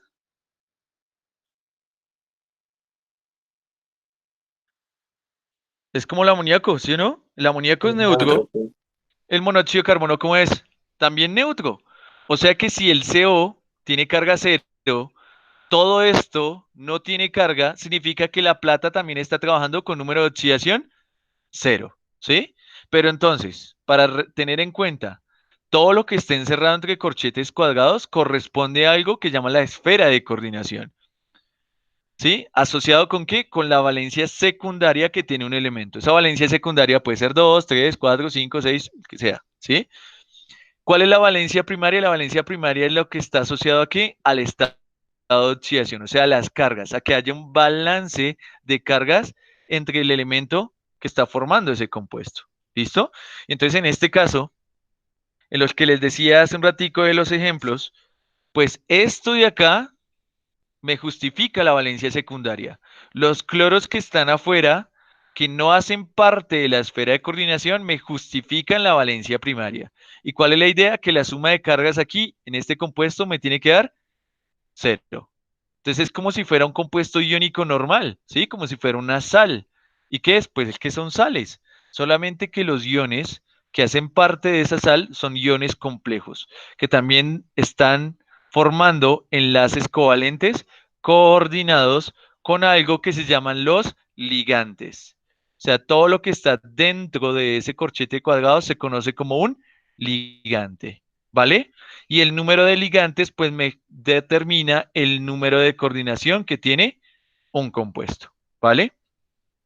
Entonces aquí, a manera de ejemplo, vamos a suponer que nosotros estábamos en esa época y lo que sabemos es, vean, el paladio más 2 tiende a formar complejos con un número de coordinación de 4. ¿Qué significa un número de coordinación de 4? Que tiende a tener en la estructura coordinada aquí en el complejo, en la esfera de coordinación, 4 ligantes. ¿Listo? Dice además, uno de estos compuestos se formuló originalmente como PDCl2-3NH3. O sea que esta era la nomenclatura o la fórmula antigua que le daban a los compuestos químicos, ¿sí? Antes de que existiera esta vaina, los escribían de esta manera. ¿Listo? Entonces la pregunta que nos dice, ¿qué nos dice? Que sugiera la formulación correcta de esta sustancia como compuesto de coordinación. O sea, yo quiero tener este compuesto y quiero escribir su fórmula de esta manera, a como es la fórmula moderna de ese compuesto de coordinación. Entonces, ¿cómo la podríamos escribir? Ah, porque el amoníaco es neutro, mujer. El amoníaco es una molécula, es como el agua, NH3, amoníaco. Es una molécula neutra. Sí, entonces Michelle le contestó, súper bien. En cambio, el ion cianuro es un ion, pues debe tener carga, porque no es una molécula. Yo no puedo tener una molécula CN. Puedo tener el radical CN, tal vez, pero es un ion. Y ya les digo por qué la justificación de que es neutra e iones. Entonces, ¿de qué manera podría yo escribir esta fórmula para que me quede así, parecida a estas de acá? Entonces, yo tengo dos posibilidades. Voy a escribir la primera posibilidad. Entonces, tengo el paladio, ¿sí? Y dice que el paladio tiene un número de coordinación de 4, o sea que debe estar unidas 4 cosas de manera covalente a ese paladio. Entonces voy a escribir, digamos que dos de esos cloros están unidos covalentemente al paladio, ¿cierto? Y de los 3 amoníacos que hay aquí, pues no se pueden unir los 3 porque el número de coordinación es 4, o sea que solamente se pueden unir 2, ¿sí? O sea que aquí ya estarían 2 por acá, estarían los 4 ligantes, ¿cierto? Y esto haría parte de la esfera de coordinación. O sea que tendría que cerrar entre corchetes cuadrados porque estoy diciendo que esto está unido covalentemente al paladio, ¿sí? ¿Y qué me falta? Me falta un amoníaco. O sea que este amoníaco debería estar afuera, ¿sí? Si uno ve esta vaina así, uno dice, pues pucha, este amoníaco debería estar compensando la valencia primaria, pero este amoníaco tiene carga cero. Entonces, ¿cómo está unido a esto? Y uno dice, joder, ¿qué significa? Que esta posibilidad no es posible, ¿cierto? ¿Por qué? Porque el amoníaco que está afuera no se puede dejar así. Porque si esto es cero y esto es cero, pues entonces, ¿qué mantiene unidos a estas dos cosas ahí en esa molécula? Entonces, quiere decir que esta fórmula de pronto no es la adecuada. ¿Qué pasaría si en vez de escribirla de esa manera, Voy a borrar este, voy a borrar este, voy a borrar este de aquí. ¿Qué pasaría si en vez de escribirlo paladio, cloro, poner los dos cloros, solamente pongo uno? Y de los amoníacos pongo los tres, ¿sí? Los tres que tengo acá. Fíjense que sigo conservando que el número de coordinación sea 4, ¿sí? Tengo un cloro y tres amoníacos. Pero ahora el cloro que me falta sí lo puedo justificar. ¿Por qué? Porque el cloro ahí está trabajando con número de oxidación -1 porque es un ion cloruro, ¿sí? Donde vean Cl es cloruro, ¿vale? Tengo cloruro. Y si tengo un cloruro acá que es -1, para que pueda estar unido a esto de acá, pues todo esto debería tener carga +1, ¿sí? Entonces, Cristian, muy bien. Entonces, toda la esfera debería tener carga +1. Y entonces aquí sí hay una interacción entre las dos que se compensa con ¿qué? Con las cargas.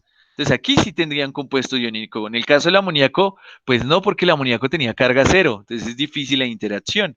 Entonces, esta es la posibilidad que yo tengo. Que tenga un cloro -1 afuera y que todo lo que esté dentro de la esfera de coordinación, esto, sea +1. ¿Y por qué es +1? Porque el paladio es +2, ¿cierto? Porque fíjense que empezamos con eso, que el paladio era +2. El cloro es -1 y el amoníaco es 0. Y fíjense que +2 -1 me da +1, +0, +1, que es la carga que tiene este ion complejo. Entonces, realmente la fórmula química de este compuesto en la nomenclatura moderna, teniendo en cuenta que sea un compuesto de coordinación, tendría que ser así. PDSL, NH3, tres amoníacos dentro, ¿sí? Y un cloro afuera. Estos generalmente se ponen en orden alfabético, entonces después miraremos cómo hacer el orden de acá. Pero era para no borrar, entonces solamente estoy diciendo que hay tres amoníacos en la esfera de coordinación y hay un cloro en la esfera de coordinación. Sí, pero vamos con calmita. Aquí solamente la representación, ya les mostraré. Pero sí, Cristian. ¿Listo? Esa sería la fórmula del compuesto. Joder,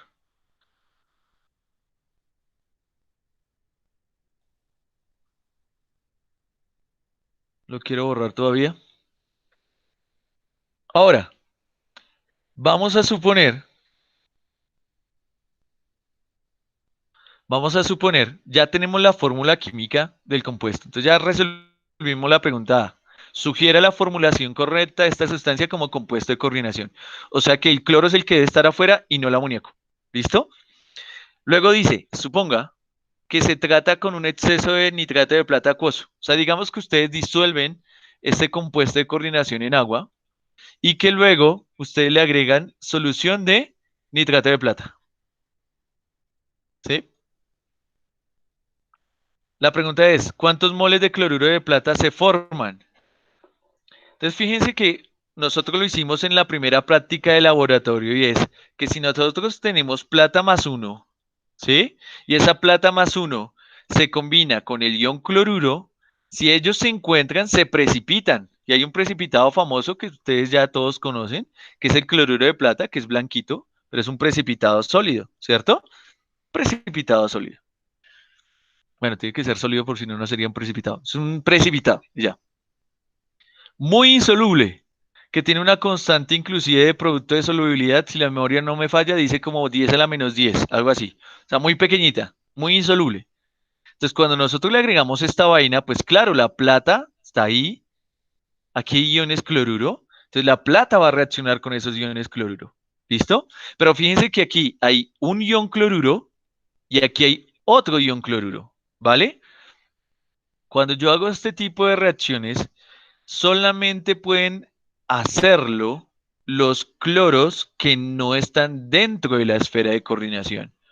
¿Qué significa eso? Que este cloro que está aquí adentro, aunque es un ion cloruro que podría reaccionar con la plata, como hace parte de la esfera de coordinación, este cloro está unido covalentemente al paladio, o sea que ese no se va a disociar. ¿Cuál es el que se va a disociar? El que tiene una interacción iónica, solamente para el balanceo de cargas. O sea que voy a tener un cloruro acá, nada más. Este que está dentro no reacciona. Por ende, a la final, ¿qué voy a obtener? Voy a obtener un complejo que va a tener paladio. Vamos a escribirlo así, NH3, 3Cl.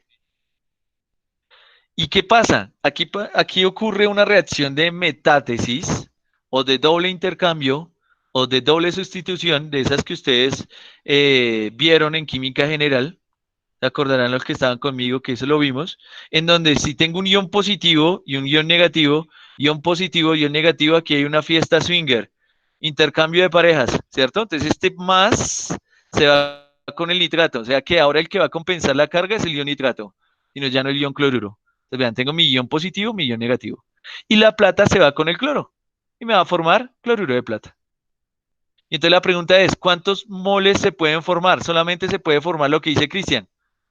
Entonces, muy bien, Cristian, solamente se puede formar una, ¿sí? ¿Por qué? Porque solamente tengo un cloro enlazado iónicamente ahí, que es el que puede reaccionar. El cloro que está dentro de la esfera de coordinación no puede. Y entonces fíjense que esto también es una manera que ellos usaron en esa época para diferenciarlos, porque ya sabían de las reacciones de precipitación, lo único que tenían que hacer era pesar el precipitado, cuánto se formaba, y podían saber qué iones conformaban la estructura. Entonces, por ejemplo, en este guión que está acá, en este compuesto, fíjense que hay 3 cloros afuera. Si yo le pongo nitrato de plata a eso, pues yo esperaría que aquí se formarían 3 moles de ¿qué? De cloruro de plata. ¿Por qué? Porque hay 3 iones cloruro por fuera.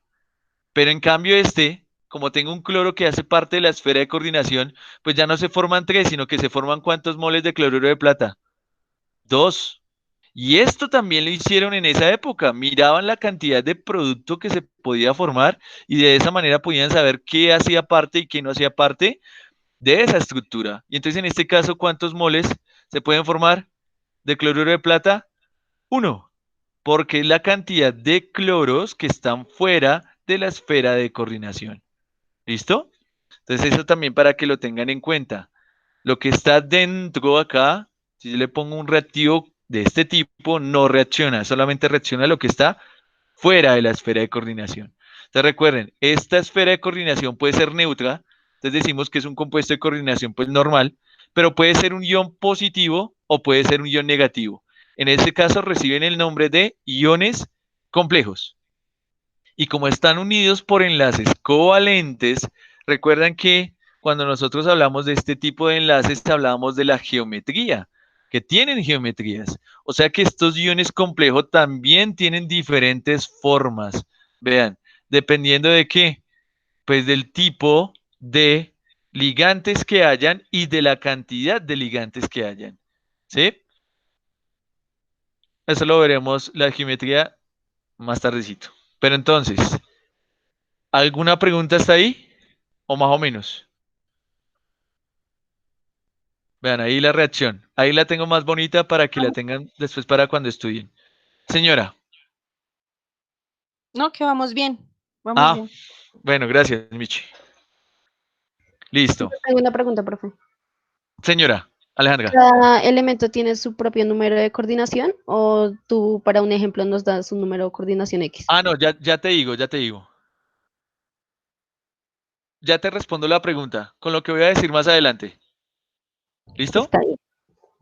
Sí, porque es que no te puedo decir ahorita, sino más adelante te digo cuáles son los números de coordinación más probables para cada elemento. Entonces, ¿cuál es el fundamento? ¿Cuál es el fundamento de los compuestos de coordinación o de los iones complejos? Que debe haber un enlace covalente coordinado entre un metal y el ligando. ¿Qué características tiene que tener ese metal?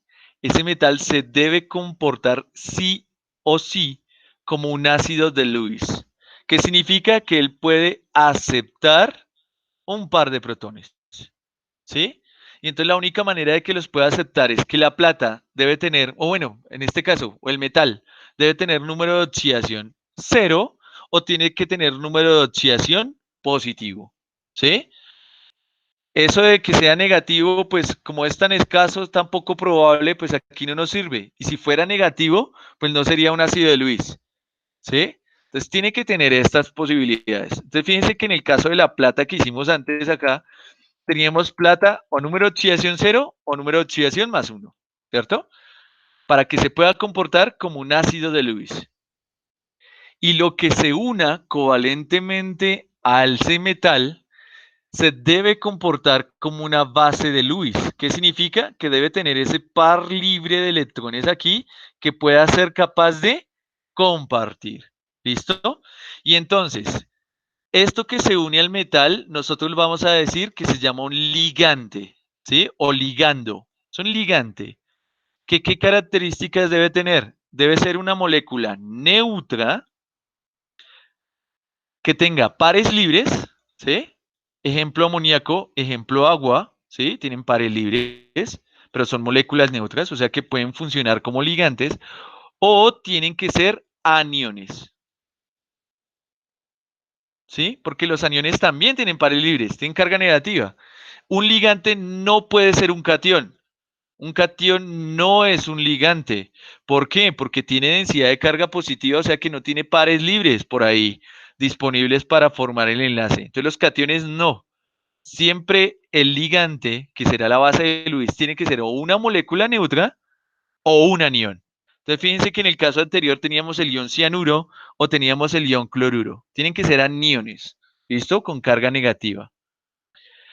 Y entonces, aquí lo que va a pasar es la interacción ácido de Lewis, base de Lewis, este le comparte los electrones, este lo acepta y forman un enlace covalente coordinado. Quiero que eso lo tengan clave. Sé que lo he repetido ya mucho hoy, pero tienen que tenerlo. Covalente coordinado. Uno solo de los elementos pone los dos electrones para formar el enlace. ¿Quién? La base de Lewis.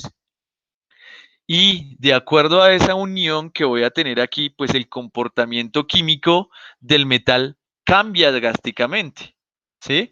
No tienen el mismo comportamiento. Fíjense que aquí, dependiendo los tipos de ligantes, pues la conductividad era diferente y el color era diferente, o sea, tienen propiedades diferentes, ¿sí?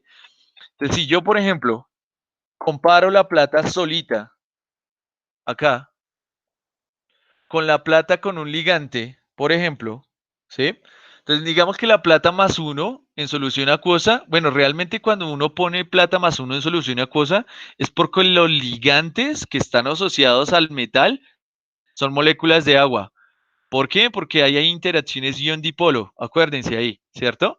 Que el agua va a hidratar ese ion. Entonces, una manera de escribirlo simplificado es esta, pero hay que acordarse siempre que los iones van a estar hidratados, siempre. O sea, que los ligantes serían agua. Pero cuando yo tengo plata en solución acuosa, la plata se puede reducir a plata metálica. ¿Por qué digo que se puede reducir? Porque el potencial de reducción es positivo, o sea que es un proceso espontáneo. O sea, la plata se reduce de manera espontánea. Por ejemplo, cuando uno tiene soluciones de nitrato de plata, uno empieza a ver, o de cloruro de plata, uno empieza a ver puntos negros. ¿Por qué? Porque la plata se empieza a reducir. Eso ocurre de manera espontánea. Pero ¿qué pasa si esa plata, en vez de tener como ligante el agua, tiene como ligante el ion cianuro? Cuando tiene el ion cianuro, significa que este está unido covalentemente a la plata, cambia las propiedades que ahora tiene el compuesto y fíjense que si yo lo quiero reducir, ahora el potencial de reducción ya no es más 0,799, sino menos 0,31. O sea que se vuelve una reacción no espontánea. Entonces, dependiendo el ligante, fíjense que pueden cambiar, por ejemplo, las propiedades redox que tiene un metal. No es lo mismo si está con agua que como está con el ion cianuro. ¿Sí? Sus potenciales cambian. ¿Ven? Es una propiedad que cambia.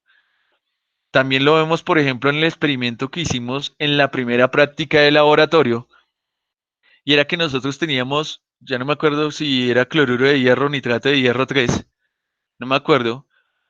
Digamos que fuera cloruro. El cloruro es soluble en agua, el de hierro 3. Y cuando el hierro 3 se disuelve, me forma un acuocomplejo, o sea que las moléculas de agua tienden a rodear a quién? A ese hierro, ¿sí? Y fíjense, las moléculas de agua son neutras, esta carga que tiene ese ion, pues depende de quién? Del hierro, ¿cierto? Cuando yo tengo este complejo aquí, el acuocomplejo, ese complejo es de color amarillo. Pero cuando yo le agrego tiocianato de amonio o de potasio, que el de potasio fue el que nosotros utilizamos en el laboratorio, ¿qué pasaba? Que este tiocianato podría reemplazar a las moléculas de agua como ligante, o sea, la saca, ¿sí? ¿Qué significa? Que estos complejos son lábiles. Cuando nosotros hablamos de un complejo que es lábil, significa que es un complejo que no es tan estable, que se puede convertir en otro fácilmente. Entonces, en este caso sería un complejo lábil. Entonces, el tiocianato puede reemplazar a las moléculas de agua. Fíjense que la reemplazó, sacó una, habían 6, ahora hay 5 moléculas de agua y hay un tiocianato dentro de la esfera de coordinación, ¿sí? ¿Y qué pasa con el color? Ustedes lo vieron en el laboratorio, se ponía rojo sangre, escarlata, rojo sangre, ¿cierto? ¿Por qué? Porque las propiedades de este compuesto ahora cambian. Si yo cambio el ligante, cambio sus propiedades. La más obvia, ¿cuál es? El color, ¿sí?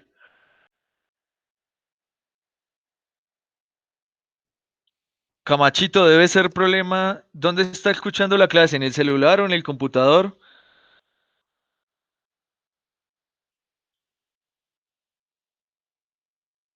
Ve tan raro. ¿Alguien más tiene problemas con el sonido? Ah, bueno, Cristian. ¿O todos escuchan más o menos bien? ¿Y qué hora es? Uy, pucha, 2:22. Joder, hablo mucha paja. Bueno, listo. Les prometo que no los voy a saturar tanto hoy. Aunque ya he hablado mucho, pero bueno, lo siento, que me emociono. Entonces, los ligantes cambian las propiedades. ¿Listo? Pero entonces, ahora respondiendo la pregunta de Cristian, lo siento, Michi. Respondiendo la pregunta de Cristian, yo puedo tener diferentes tipos de ligantes. Entonces, este amoníaco que está por acá es un ligante que se llama un ligante monodentado, ¿sí? Pero yo también puedo tener ligantes que son polidentados. ¿En qué sentido? Cuando uno habla de monodentado, es que significa que solamente puede dar una mordida, ¿sí? En términos coloquiales. Muerde una sola vez. Significa que solamente puede formar un enlace covalente con nuestro metal. Solamente forma uno. Entonces, fíjense que en el amoníaco es claro porque solamente tiene un par libre, solamente tiene uno que se puede unir. Por eso se llama un ligante monodentado. Cuando nosotros decimos un ligante bidentado, significa que ese ligante puede unirse por 2 puntos. Si decimos tridentado, por 3 puntos. Tetradentado, 4 puntos. Pentadentado, hexadentado. Entonces, generalmente cuando tenemos ligantes que se unen por más de un átomo, decimos que se llaman ligantes polidentados. ¿Listo? Entonces, ¿qué ligantes monodentados comunes tenemos nosotros en los compuestos de coordinación? Entonces, fíjense que aquí hay una tabla de solamente los comunes. Entonces, el agua, por ejemplo, es un ligante monodentado. ¿Por qué es monodentado? Fíjense que la estructura del agua es así, ¿sí? H2O, tiene dos pares libres. Entonces, si uno ve dos pares libres, diría, ah, pero es que tiene dos pares libres, se podría unir por los dos, ¿cierto? Porque tiene dos. Pero ¿qué es lo que pasa? Que si el oxígeno se une, por ejemplo, por este par libre, este par libre queda inhabilitado. ¿Por qué queda inhabilitado? Porque hay que recordar que los enlaces covalentes tienen formas, son enlaces covalentes direccionales. Entonces, si se une por acá, pues este oxígeno ya no puede unirse por acá, porque la forma nos daría para eso, ¿sí? Entonces, cuando yo tengo pares libres sobre un mismo átomo, pues entonces nada, ni modo, solamente se puede unir por uno, ¿cierto? Entonces este sería un ligante monodentado, solamente se puede unir por uno a la vez. Este ya no podría, ¿sí? Porque si aquí, por ejemplo, hay un ángulo de 90, pues este oxígeno, pues ¿qué hace? No puede, ¿cierto? No puede. Monodentado. El amoníaco monodentado, monóxido de carbono monodentado, monóxido de nitrógeno monodentado, metilamina monodentado, la piridina que es como esta, solamente una, o sea, esto, un grupo aromático con un nitrógeno por allá, los que están viendo organicados deben saber de los heterociclos. Entonces vean, también es un ligante monodentado. Todos los halógenos, como aluros, fluoruro, cloruro, bromuro, yoduro, el ion óxido, hidróxido, cianuro, todos son monodentados. El ion sulfato, el ion tiosulfato también son monodentados, ¿vale? ¿Qué significa que yo tenga ligantes polidentados? como dice Cristian por allá, es que se pueden unir más de una vez. Y entonces, 3 sí, 3 es común, pero también podría formar hasta 4. Entonces, por ejemplo, este que es muy famoso también como ligante, que es la etilendiamina. Fíjense que primero, ¿por qué es un ligante bidentado? Porque aquí tengo un nitrógeno que tiene un par libre y aquí tengo un nitrógeno que tiene otro par libre. Y a diferencia del agua, pues los pares libres están en elementos diferentes, ¿cierto? Están en elementos diferentes. Y fíjense que aquí hay 3 enlaces de distancia entre un nitrógeno y el otro nitrógeno. Y recuerden que estos enlaces pueden rotar. Los enlaces sigma rotan. O sea, pueden vibrar, rotar, ¿cierto? Entonces, ¿eso qué facilita? Que el nitrógeno, que la etilendiamina se pueda unir por acá, pero también se puede unir por acá al mismo tiempo, ¿sí? Y entonces, ¿qué pasa? Que se puede unir por 2 puntos, bidentado. La bipirina, lo mismo, vean, bidentado, 2 puntos. La ortofenantrolina, 2 puntos también, bidentado. El ionoxalato, vean, este oxígeno es el que se puede unir. Ya si se une este ya no puede. ¿Por qué? Porque esto es un enlace doble y recuerden que hay isomerías cis-trans también, ¿cierto? Bueno, en este caso no, pero de acuerdo a la geometría que tiene, que es una trigonal plana, alrededor de esto, si se une aquí, este ya no se puede unir. ¿Sí? Porque si tengo un triángulo ahí no se puede girar. En cambio, estos sí pueden girar. ¿Sí? Porque la geometría es totalmente diferente, es tetraédrica. Sí pueden dar vuelta. Aquí en un trigonal plano no lo pueden hacer. Entonces se puede unir por aquí y se puede unir por aquí, solamente 2 a la vez. Y el ion carbonato, pues lo mismo, se puede unir por aquí y se puede unir por acá. ¿Sí? Ustedes no tienen que pensar en qué geometría tiene, cuántas veces se puede unir y no, porque estos ligantes ustedes ya los pueden encontrar en la literatura y ya pueden saber cuáles ligantes son monodentados y cuáles son bidentados, como con esta tabla que les tengo aquí, monodentados comunes, bidentados comunes, ¿vale? ¿Cuáles serían tridentados? Entonces tenemos, vean, la dietilentriamina, vean, tengo un nitrógeno acá, un nitrógeno acá, un nitrógeno acá, se puede unir por 3 puntos, tridentado. El trifosfato también, vean, por acá, por acá, por acá, tridentado también. O este que es muy famoso, que es el EDTA. Ustedes en analítica lo debieran haber visto, tal vez, etilendiamino tetracético, que para las valoraciones con EDTA es un compuesto que tiene 6 puntos de coordinación. Vean, tengo aquí, tengo acá, tengo acá, tengo acá, tengo acá y tengo acá. Es un ligante hexadentado.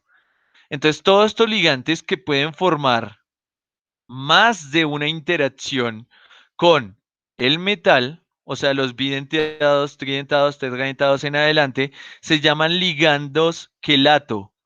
O sea, me forman quelatos. ¿Por qué me forman quelatos? Porque los ligantes se pueden unir más de una vez a la estructura o al metal. ¿Listo? ¿Y por qué decimos que son quelatos? Porque los quelatos son mucho más estables que cuando tengo ligantes normales como estos de aquí arriba. ¿Sí? La estabilidad aumenta mientras más ligantes de tipo quelato tenga. O sea que, por ejemplo, con el EDTA, que es hexadentado, que se puede unir 6 veces a un solo metal, pues el complejo que se forma es supremamente estable, ¿sí? Mucho más estable a que si fueran, por ejemplo, 6 moléculas de agua o 6 moléculas de amoníaco. ¿Listo? Ya se los muestro por qué. Para terminar por este ladito, voy a hablar de algo que llama un ligante ambidentado. ¿Qué es un ligante ambidentado? Un ligante ambidentado sería, por ejemplo, el dionitiocianato, este de acá, estos que están aquí.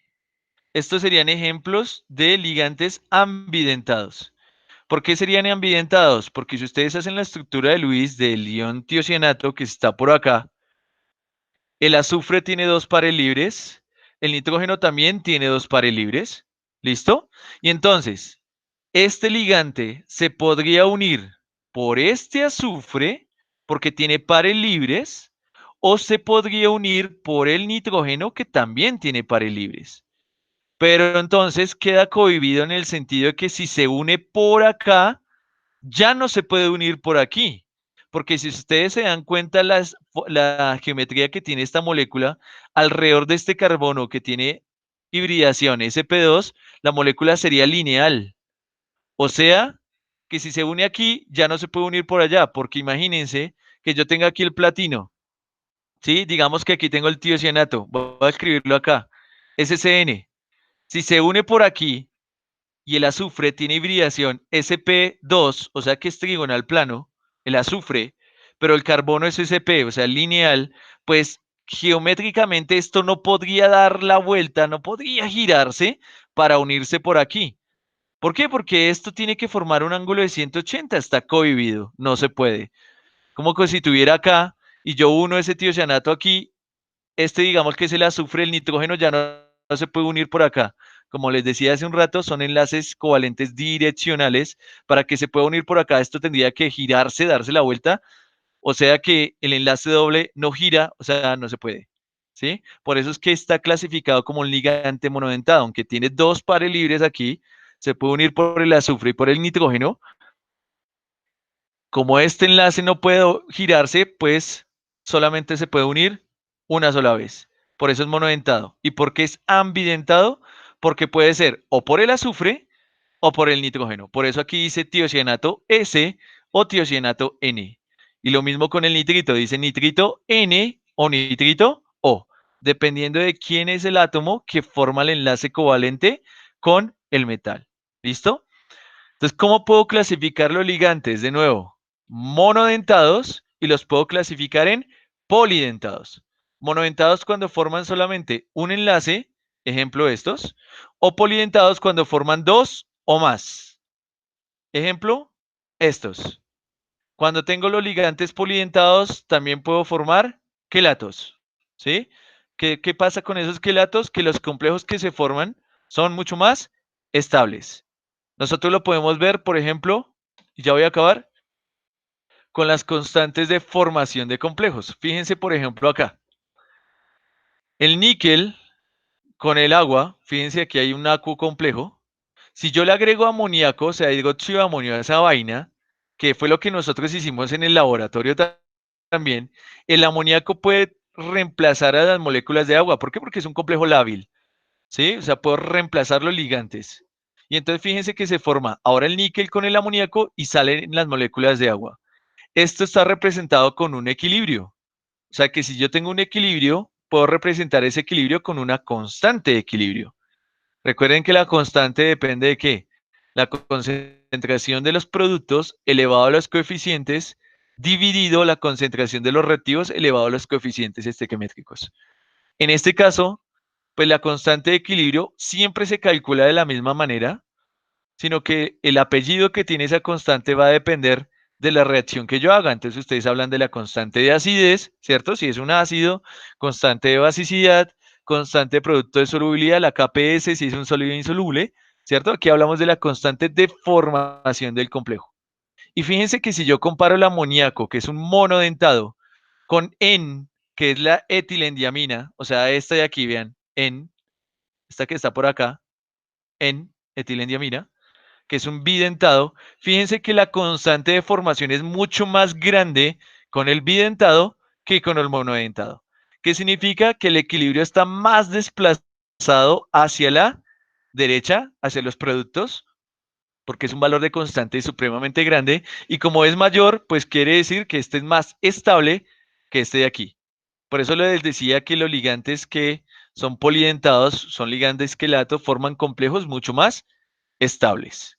Ejemplo, como les decía hace un rato, el EDTA. El EDTA que se utiliza, nosotros íbamos a hacer una práctica de laboratorio con el EDTA, que se utilizan valoraciones para la determinación de diferentes metales, precisamente por la capacidad, vean, todo lo que está en azul, lo que puede formar enlaces covalentes con el metal. Y entonces el EDTA, ¿para qué es útil? Por ejemplo, es un ligante que forma quelatos y se utiliza, por ejemplo, como conservante en este tipo de salsas. Yo no me acuerdo si las venden en el D1 o no, me parece que sí. ¿Por qué? Porque los metales que estén presentes acá pueden catalizar la reacción de descomposición de los compuestos orgánicos. Es decir, que aceleran el proceso de degradación, o sea, se daña más rápido el producto. Entonces, cuando uno le agrega EDTA a esta vaina, pues el EDTA, ¿qué es lo que hace? Captura esos iones metálicos y como el complejo es estable, pues no se disocia y entonces el metal ya no tiene su efecto catalítico, ¿sí? Vean que en muchos productos alimenticios se puede utilizar el EDTA, o sea, se puede utilizar como aditivo de alimentos. O como también lo discutimos en algún momento, no me acuerdo si con ustedes o con el grupo 3, si hay una persona que se intoxica con metales pesados, ¿cierto? Una manera de tratar de reducir la absorción de esos metales es inyectando EDTA, porque como es un agente quelante, lo que hace es formar complejos con esos iones metálicos, ¿cierto? Permite que no sean absorbidos por el cuerpo y se puedan eliminar. Entonces, es una manera de tratar a las personas intoxicadas con metales pesados. Esos agentes quelantes, esos ligantes que tienen más de un punto de coordinación, son útiles también, por ejemplo, en donde en esas maticas que crecen sobre las piedras, los líquenes, ¿cierto?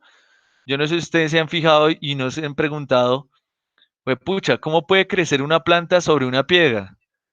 Uno creería, bueno, en el suelo hay mayor cantidad de nutrientes, hay agüita, pero en una piedra, ¿cómo puede crecer una planta? Porque las plantas, estas planticas, liberan sustancias que son quelantes y lo que hacen es atrapar todos los iones que necesitan para ellas. Y entonces estos liberan agentes quelantes también. Agentes quelantes como este grupo, que es la porfirina, bueno, esta es la porfina porque tiene hidrógeno, si no tuviera hidrógeno sería la porfirina, que hace parte del grupo hemo de la hemoglobina. Entonces, ¿la hemoglobina qué es? El transportador de oxígeno en la sangre, ¿sí o no? ¿De qué consta? De hierro. Pero ese hierro está unido ¿a qué? A un grupo porfirino, un grupo hemo. ¿Qué es lo que hacen? Vean, tengo par libre aquí, tengo par libre aquí, tengo par libre aquí, tengo par libre aquí. Se puede unir 4 veces al hierro que está ahí en la mitad. O sea que también sería un ligante que forma quelatos. Y le deja un punto disponible al hierro porque el número de coordinación del hierro generalmente es 6 para que se pueda unir a qué? A la molécula de oxígeno y la pueda transportar.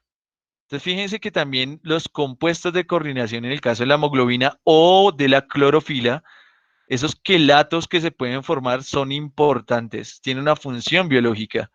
Sí, vean que aquí con el magnesio, aunque no es un metal de transición, también se forma ese compuesto de coordinación. Vean, tengo un compuesto, un ligante que puede formar 4 enlaces con el magnesio. Entonces, la clorofila es importante para la producción de oxígeno y la fotosíntesis, el ciclo de Calvin, ¿no? Ustedes lo hicieron en la infografía.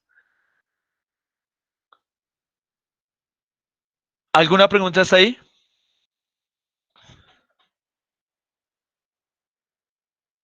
Sé que hablo mucho y muy rápido, pero ¿alguna pregunta? Lo que me interesa a mí es que podamos clasificar los ligantes de dos tipos, monodentados y polidentados. ¿Listo? Cuando son polidentados se pueden formar también, ¿qué? Quelatos, que tienen la posibilidad de formar varios enlaces covalentes con el mismo ligante. ¿Listo?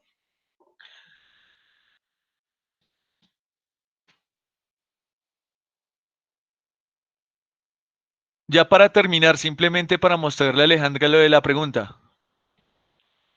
Digamos, yo con estos compuestos de coordinación, dependiendo del tipo de ligantes, ¿cierto? Yo puedo determinar, por ejemplo, la carga que tiene el metal. Recuerden que dependiendo de la carga, pues también cambiarán las propiedades que tiene el elemento. Propiedades como el color, propiedades, por ejemplo, las propiedades magnéticas, si es diamagnético, paramagnético, eso depende de qué? Del número de oxidación. A partir del compuesto de coordinación también puedo determinar cuál es el número de coordinación, ¿sí? Y si yo conozco el número de coordinación, como lo que hay ahí son enlaces covalentes, pues yo puedo determinar la geometría que debería tener cada uno de esos compuestos de coordinación. Entonces, por ejemplo, para este compuesto que está aquí, ¿cierto? Fíjense que yo tengo cobre, tengo amoníaco, tengo sulfato. Este sulfato no hace parte de la esfera de coordinación. O sea que está enlazado iónicamente, ¿sí? Como si fuera un enlace iónico. Recuerden que el ion sulfato tiene carga -2, ¿cierto? Entonces, sulfato -2. Si el sulfato es -2, significa que todo este ion que está acá, todo lo que está dentro del corchete cuadrado, pues debe tener carga más 2. Y para que sea más 2, pues ya sabemos que el amoníaco es un ligante neutro, pues tiene carga 0, ¿cierto? Por ende, pues el cobre debe trabajar con número de oxidación más 2. ¿Listo? Pero entonces fíjense que el número de coordinación de este elemento es 4. O sea que dependiendo de este número de coordinación, yo puedo saber qué geometría tiene. Y entonces, para la mayoría de elementos químicos, en la mayoría de los elementos de transición, ¿cuáles son los números de coordinación más comunes que hay? Hay número de coordinación 4 y hay número de coordinación 6. Estos son los números de coordinación más comunes. No significa los únicos. Si ustedes ven, por ejemplo, el cobre más 2 puede ser número de coordinación 2 y 4. La plata también tiene número de coordinación, vean, 2 generalmente. Pero fíjense que para la mayoría de elementos, los demás, el número de coordinación que predomina es el 4 o es el 6. ¿Y de qué depende eso? Pues dependerá también, obviamente, del número de oxidación del elemento, pero también va a depender del tipo de ligante que yo tenga. Y entonces aquí, a modo de ejemplo, nada más, si yo comparo el ligante fluoruro, que es este, con el ligante cloruro, que es este, obviamente el fluoruro es pequeño y el cloruro es más grande, ¿sí? Simplemente por una cuestión de tamaño y posición en la tabla periódica. Recuerden que todas esas propiedades periódicas también son importantes acá. Y entonces, si yo tengo el hierro más 3, que es chiquitico, y se le acerca el cloruro, que es grandotote, pues para poderlo rodear solamente lo alcanzo a rodear con 4 cloros. O sea que en el caso del hierro, cuando tengo cloruros, el máximo número de coordinación que puedo obtener es 4. Pero en cambio con el fluoruro, como es más pequeño, lo pueden rodear hasta 6. Eso es para que se den cuenta que dependiendo del tipo de ligante, pues también va a depender el número de coordinación máximo que yo voy a obtener. Obviamente para cada compuesto es particular, pero por lo menos ahí nos vamos dando una idea, teniendo en cuenta también que los más comunes son 4 o 6 que vamos a encontrar. El 2 es raro, pero el 3, el 5, el 7 son aún más raros. ¿Listo? Entonces digamos que por eso nos vamos a enfocar principalmente en estos números de coordinación. También, por ejemplo, si el ligante tiene carga negativa, o sea, ofrece densidad de carga, pues el número de ligantes que se pueden unir al metal disminuye. En cambio, cuando tengo ligantes neutros, aumenta. Entonces, por eso en el caso del amoníaco, en el caso del agua, hay una tendencia a que sean 6, número de coordinación 6. 6 moléculas de agua las que rodean. En cambio, para iones negativos como el ion cianuro, y además que es grandecito también, pues el número de coordinación tiende a ser 4. Y para acabar, ahora sí, lo juro. ¿Qué geometrías podemos tener? Y con esto continuamos el lunes. Pues las mismas que yo tengo para los compuestos covalentes. Recuerden que nosotros gastamos un montón de tiempo hablando de la geometría de esos compuestos. Entonces vean que aquí aplica lo mismo. Si tengo número de coordinación 2, pues la geometría de ese complejo o ese compuesto de coordinación, lineal. Si tengo 3, trigonal plano. Si tengo 5, bipiramidal trigonal. Si tengo 6, octaedro. ¿Listo? Pero fíjense aquí que si yo tengo 4, yo puedo tener o una geometría tetraédrica, y esta sí es nueva para este caso. Puedo tener una geometría cuadrado planar. ¿Y eso dependerá de qué? Del elemento y de su número de oxidación y de su posición en la tabla periódica. Entonces, por ahora, acá terminamos lo del día de hoy. El día lunes, pues vamos a continuar. Ah, pero el lunes nos toca hacer clase por ahí de 1 hora nada más. Ustedes el lunes podrían. Pero esto sí es a modo de favor. Ustedes me pueden decir que no. El lunes tengo pensado hacer la clase máximo 1 hora y cuarto. Entonces, ¿qué significa? Que con el grupo 3 empezaré a las 2, terminaré 3 y cuarto, máximo 3 y media, ¿sí? ¿Para qué? Para si es posible con ustedes empezar a las 3 y media y no a las 4. Solamente si es posible. Porque no sé si les llegó la invitación, que hay una charla del profe Giovanni, que es el profe de biología celular y molecular, que él sí es cool, él no es como yo, él es químico farmacéutico, o sea, es una persona cool, y va a hablar sobre a las 5 una charla por Meet. No sé si les llegó la invitación, o si no, yo se las comparto en el aula. Dicen que él es hermoso, sí, él es muy noblecito, y además él es doctor, o sea que él sí sabe, yo casi no. Listo, entonces, Michi dice que tiene clase, changos. Bueno, no, ni modo, si ya una persona no puede, paila. Entonces no, entonces nos vemos a las 4. Entonces nos tocaría hacer por ahí unos 45 minutos, porque la charla es a las 5. Me da pena llegar tarde, que lleguemos tarde allá. O pues empiece la clase a las 3:30, la graban y esa media hora que me perdí, pues yo la veo más adelante. No hay lío. Uy, mira, Michi, muchas gracias. Entonces nos vemos a las 3:30. Gracias, Michi. 3:30 por ahí máximo 4:15. 4:45. 3:30, 4:45. Para que podamos entrar todos a la charla de Giovanni. ¿Listo? Obvio. Muchas gracias por su atención. Espero no haber sido tan mamerto como siempre. Perdónenlo poquito. Feliz fin de semana. Nos escuchamos el lunes. ¿Listo? Chao. Listo, Johncito, que estés bien, bye. Chao, juicio. Nos vemos. Igual estas charlas se las voy a montar en el aula virtual en YouTube. Si la quieren tener por ahí. Si sirve de algo, ¿no?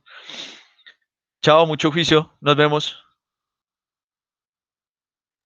Me toca hacer el almuerzo a mí porque he tenido clase toda la mañana, entonces no he hecho almuerzo.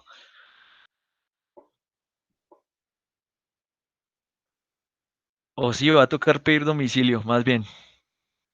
Bueno, ahí lo pienso. Tienes razón, Cristian. Lo que pasa es que se demora y yo tengo hambre ya.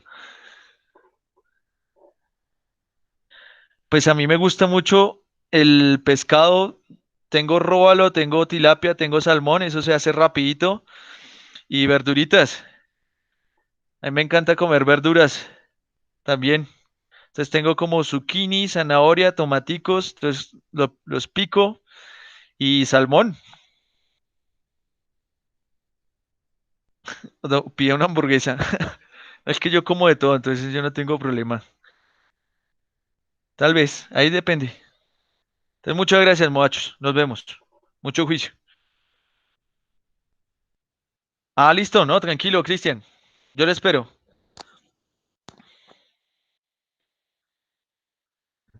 Entonces, mientras tanto, voy cerrando esto de acá. Porque ahora todo quedó en el video.